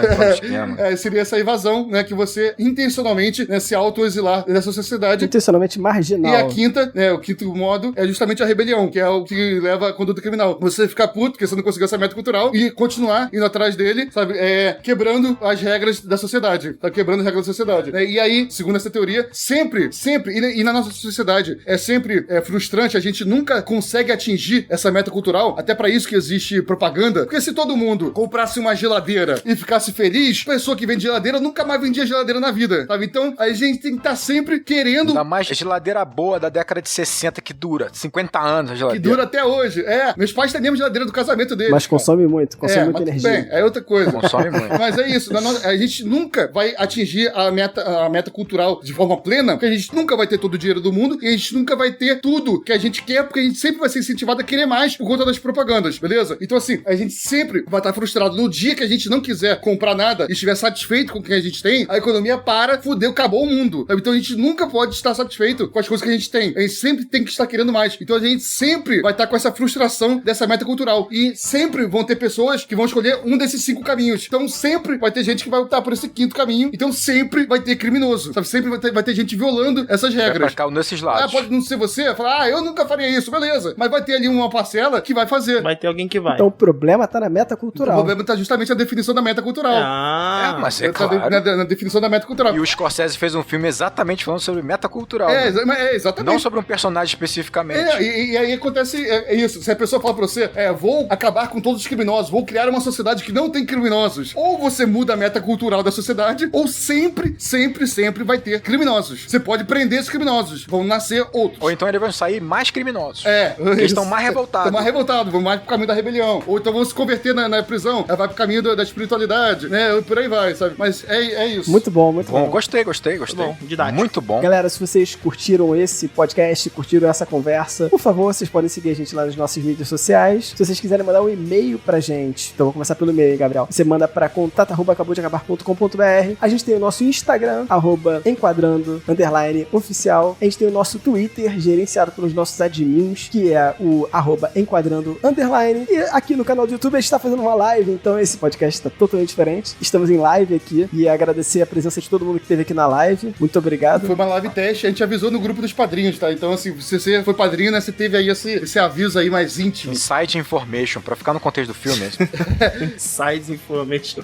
Exatamente. Então entre no grupo do Apoia-se aí, né? Até pra você ter esse acesso. Porque a nossa gravação é meio louca, realmente. Tá beleza, pessoal? Assim, fala, pô, vamos gravar quarta. Não, vai ser amanhã, não, vai ser agora, não, vai ser hoje, 10 da noite. Aí é assim. Já são quase 1h da manhã. E, por favor, apoiem Enquadrando, apoiem nossa iniciativa. Um grande abraço. E bons filmes.